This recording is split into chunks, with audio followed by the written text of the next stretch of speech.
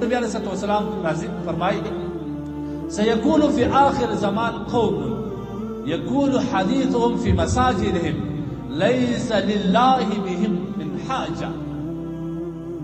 آخر دا زمانہ کی با یو قوم پیدا سے نبی علیہ السلام زما پا امت کی پا دا آخر دور کی یو داس قوم پیدا سے چی دا هغوی دا بانڈار ځای به مسجدونه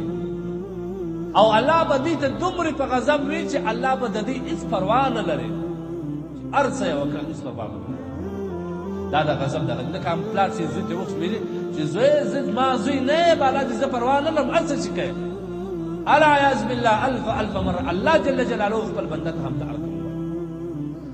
چې زه دې هېڅ پروا نه دی باندې هر څه چې کوې دا څومره غټ غضب دی او اوس دا زموږ په معاشره کې دا شی وجود لري دا شی وجود لري او موږ باخته یو موږ ټول باخته یو دې باندې زموږ غفلت دی حال دا دی چې داسې نه وي العیاذ بالله د مسجد توحید مې په زړه کې نه زموږ د خپل غفلت څخه د خپل لاوبالۍ څخه موږ په دا ګناه باندې اخته یو. مساجد مې د بانډارو دپاره ځایونه جوړ کړي دي مساجد مې د کاروبارو ځایونه جوړ کړي دي تاسو دا مه وایئ چې کله دې زموږ په علاقه کې نه دي سوي تاسو لږ وګرځېږئ خپله به درک درکړي. عام طور دغه مرض زموږ په صحراو کې بیخي زیات بیخي زیات دی دا مرض دا مسجد د بانډار ځای جوړول. نو لهذا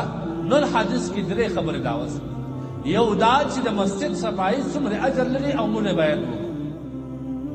دوهم دا په مساجد کې اعلانات کول سوداوې کول. دریم دا په مسجد کې چې کوم دی هغه بانډارونه کول. یو روایت داسې هم شته امام مالک رحمه الله غالبا نقل کړی دی نور کتابونه دا نه دي راخیستي که څه هم ضعیف روایت دی چې الله تبارک وتعالی چې کوم خلک مسجد کې خبرې کوي فرشتې راواست فرشتې ورته وایي خاموش ای د الله بنده اسکت یا عبدالله بیا وایي اسکت یا عدو الله چې نه خشمېږي ای د خدای دښمنه چپ څه دا د الله کور دی. اخر دریم اړ وایي